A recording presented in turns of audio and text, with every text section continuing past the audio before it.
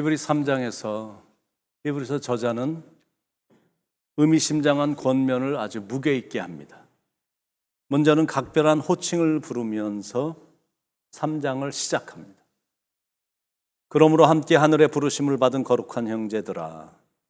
이게 무슨 뜻이냐면 하나님의 예정하심에 따라 성도라 부름을 받은 사람들아, 뭐 그런 뜻입니다. 실은 성도라는 칭호가 하나님을 믿는 사람들에겐 최고로 좋은 칭호거든요. 그런데 한국교회에서는 성도라고 부르면 자존심 상해합니다. 아직도 성도세요? 굉장히 자존심 상해합니다.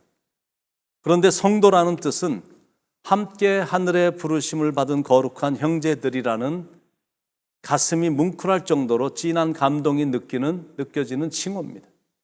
그렇게 호칭을 불렀던 이유는 많은 사람들이 신앙을 버리고 옛날로 돌아가고 세상으로 돌아가고 다시 유대교로 돌아갔는데 그럼에도 불구하고 여전히 남아있는 사람들이 있으니까 당신들은 하나님의 부르심을 받은 사람들임을 주지시키며 감사하는 겁니다. 그러면서 많은 어려운 당면한 문제들을 극복하기 위해서 첫째, 예수님을 깊이 생각하라고 지금 권면하고 있는 겁니다. 1절 맨 마지막 부분에 예수를 깊이 생각하라. 예수, 그분은 누구시길래? 첫 번째, 예수님은 우리가 믿는 도리의 사도이십니다. 1절, 우리가 믿는 도리의 사도이시며, 믿는 도리라는 것은 우리가 믿는 복음의 모든 진리를 의미합니다. 예수님은 진리이십니다. 진리란 세월이 가도 변함이 없는 건데 지난 2000년 동안 그 진리만 변함이 없었습니다. 사도란 특별한 사명을 갖고 보내심을 받은 자를 뜻합니다. 예수님은 인간들을 구원하시기 위해 하나님으로부터 보내심을 받은 분이십니다. 두 번째, 예수님은 대제사장이십니다. 1절, 대제사장이신 예수를 깊이 생각하라. 대제사장은 백성들의 죄를 사함받게 하기 위해 1년에 한 번 드리는 대속죄 제사가 있는데 그 제사를 집행하던 중요한 책임자였습니다. 예수님은 하나님과 죄 많은 인간 사이의 중보자로서 화목시키는 대제사장의 역할을 하셨습니다. 우리를 구원하시기 위해 예수님께서 신실하신 대제사장이 되신 겁니다. 우리의 죄를 사하시기 위해 육신이 되셨고 십자가에서 죽으심으로 우리의 죄를 속량하셨습니다. 십자가에서 흠없고 점없는 어린 양이 되셔서 자신을 드림으로 우리의 모든 죄를 다 사해 주신 겁니다. 그런 귀한 예수님을 깊이 생각하며 살라라는 거예요. 왜냐하면 예수님을 깊이 생각하면 신기하게 은혜가 넘치고 기쁨이 넘치고 행복이 넘칩니다. 그게 바로 예수님만이 갖고 계신 파워입니다.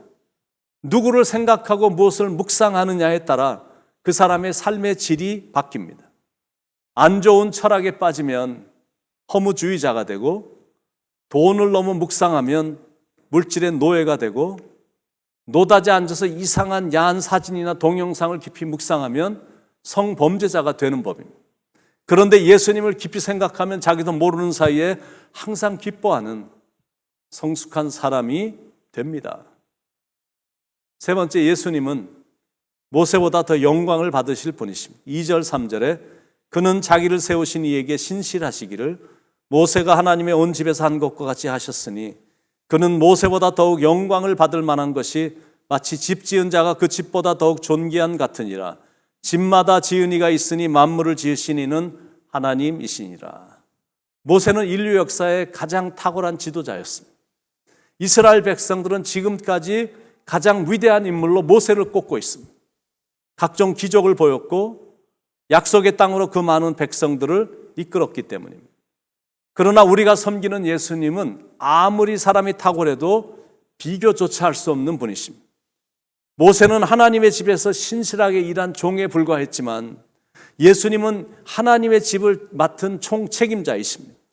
5절 6절에 또한 모세는 장래에 말할 것을 증언하기 위하여 하나님의 온 집에서 종으로서 신실하였고 그리스도는 하나님의 집을 맡은 아들로서 그와 같이 하셨으니 우리가 소망의 확신과 자랑을 끝까지 굳게 잡고 있으면 우리는 그의 집이라. 그런 대단한 분이 자신을 낮추셨고 모든 것을 내려놓으셨고 그리고는 십자가의 길을 가신 겁니다. 다른 쉬운 방법으로도 충분히 하실 수 있으셨지만 가장 고통스러운 길을 자진해서 택하셔서 십자가에서 물과 피를 다 쏟아 부으신 겁니다. 그분을 깊이 생각하라라는 겁니다. 많은 어려운 당면한 문제들을 극복하기 위해 두 번째는 소망의 확신과 자랑을 끝까지 붙잡으라고 지금 권면합니다. 6절에 그리스도는 하나님의 집을 맡은 아들로서 그와 같이 하셨으니 우리가 소망의 확신과 자랑을 끝까지 굳게 잡고 있으면 우리는 그의 집이라. 참 신기한 게 뭐냐면 세상을 바라보고 세상을 깊이 생각하면 절망이 다가오면서 미래가 암울해집니다. 보기에는 화려하고 매력적이 있다고 느껴지는데 문제는 이 세상은 마치 바닷물과 같아서 계속 갈증이 있고 사람들과도 계속 갈등이 있는 겁니다. 그러나 예수님을 바라보고 예수님을 깊이 생각하면 미래의 소망이 보이고 확신이 생깁니다. 그만큼 예수님은 생각하면 생각할수록 믿을 수 있고 신뢰할 수 있고 확신할 수 있고 더 사랑하게 되는 겁니다. 구주를 생각만 해도 내 마음이 좋거든. 나의 기쁨 나의 소망 되시며 내 생명이 되신 주. 밤낮 불러도 찬송을 드려도 늘 아쉬운 것뿐일세. 이렇게 우리가 찬양하는 것처럼 그 위대한 분을 더 사랑하고 변함없이 충성하며 살라고 지금 권면하는 겁니다. 세 번째는 마음을 완고하게 하지 말라고 지금 권면합니다. 7절 8절에 그러므로 성령이 이르신 바와 같이 오늘 너희가 그의 음성을 듣거든 광야에서 시험하던 날에 거역하던 것 같이 너의 마음을 완고하게 하지 말라. 여러분 이것도 너무 신기합니다. 하나님께서 이스라엘 백성들에게 노예 생활에서 벗어나 땅과 자유와 안식을 주시겠다고 약속하셨습니다. 그리고는 계속 눈으로 볼 수 있도록 보여주셨습니다. 그런데도 그들은 무슨 이유인지 계속 하나님께 거역했고 불평을 일삼는 마음이 강팍하고 완고한 백성이었습니다. 결국 하나님께서 진노하셔서 1세들은 안식의 땅, 가나안 땅에 들어가지 못하게 하신 겁니다. 10절 11절 그러므로 내가 이 세대에게 노하여 이르기를 그들이 항상 마음이 미혹되어 내 길을 알지 못하는도다 하였고 내가 노하여 맹세한 바와 같이 그들은 내 안식에 들어오지 못하리라 하였다 하였느니라. 영적 교훈 첫 번째, 하나님에 대한 악한 불신으로 마음이 강팍해지면 안 된다라는 교훈입니다. 12절에 형제들아 너희는 삶과 혹 너희 중에 누가 믿지 아니하는 악한 마음을 품고 살아계신 하나님에게서 떨어질까 조심할 것이요. 이 불신이란 거는 악한 마음이거든요. 하나님에게서 떨어져 나가게 되는 원인입니다. 영적 교훈 두 번째는 하나님에게서 떨어져 나가면 죄의 유혹에 넘어져 범죄하게 된다라는 교훈입니다. 13절 오직 오늘이라 일컫는 동안에 매일 피차 권면하여 너희 중에 누구든지 죄의 유혹으로 완고하게 되지 않도록 하라. 그러니까 하나님 말씀에 순종하지 않는 것은 본질적으로 하나님을 대적하는 불신앙 때문에 불신과 불신앙과 불순종 때문에 결국 영원한 안식에 들어가지 못하는 겁니다.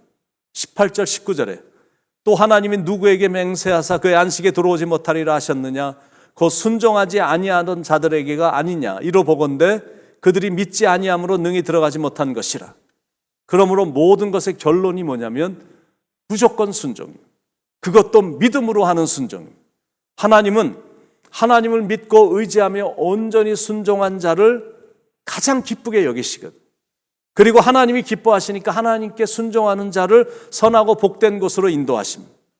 그러므로 아무리 어렵고 힘들어도 끝까지 믿음과 인내를 가지고 하나님이 원하시는 걸 순종하며 가야 됩니다. 왜냐하면 아무리 시작을 잘했어도 도중에 육신의 방종에 빠지거나 인내가 부족해서 포기하거나 가는 길에 노다지 불평하고 불신하고 불순종하면서 걸어가면 그동안 아무리 수고했다 할지라도 이게 다 소용없는 일이 돼버리기 때문입니다. 그래서 시작할 때 확신한 것을 끝까지 견고하게 붙잡고 순종하며 가야 됩니다. 그럴 때 약속된 축복과 안식에 참여하는 축복을 얻게 됩니다. 14절에 우리가 시작할 때 확신한 것을 끝까지 견고히 잡고 있으면 그리스도와 함께 참여한 자가 되리라. 그러므로 히브리서 3장이 우리에게 주는 도전은 하나님의 말씀을 들을 때 마음을 완고하게 하지 말고 온전히 말씀에 순종하라. 이게 포인트입니다. 아무리 자기 생각이 옳은 것 같다고 느껴져도 하나님의 음성에 자기의 감정과 생각을 복종시키는 게 그게 바로 순종입니다. 그 말씀이 주님의 말씀이라면 내 판단을 접는 게 그게 순종입니다. 내 생각으로 결정하면 손해도 안 보고 일이 잘 될 것 같은데 삶의 현실은 결코 그렇지 않거든요.